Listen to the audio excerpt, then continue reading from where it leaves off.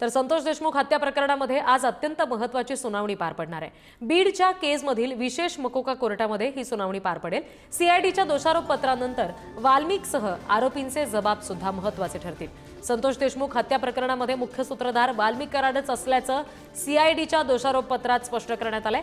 तर अन्य प्रमुख आरोपी सुदर्शन घुले, विष्णू साठे, सुधीर सांगळे, प्रतीक घुले आणि जयराम साठे यांचा जबाब आता लिफाफ्याद्वारे न्यायालयामध्ये सादर केला जाईल। आरोपींचे जबाब आधी दोषारोप पत्रात जोडले गेले नव्हते, त्यामुळे आता लिफाफ्याद्वारे ते कोर्टासमोर सादर होतील।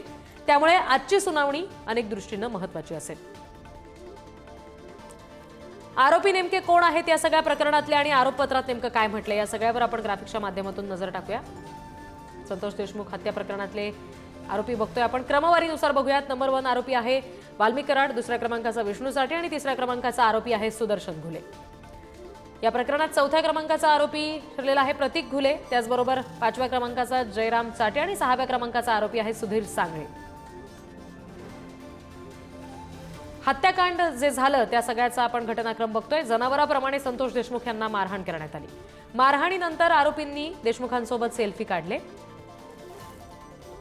प्रतीक घुलेंना छातीच्या दोन्ही बाजूला पाय ठेवले। सीआयडीने दाखल केलेलं जे दोषारोप पत्र आहे त्याच्यात नेमके काय मुद्दे आहेत आपण बघतोय। संतोष घुलेंना शेजारी उभं राहून फोटो काढला। जयराम साठेनं देशमुखांच्या अंगावरचा शर्ट काढला। साठेनं देशमुखांचा शर्ट हातात धरून फिरवला। लाथा, बुक्या, पाईप आणि वायरनं देशमुखांना अमानुष मारहाण करण्यात आली।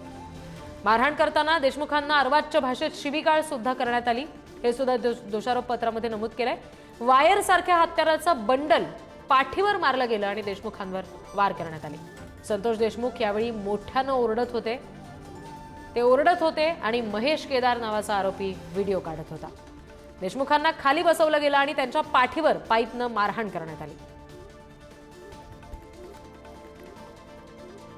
Thank you.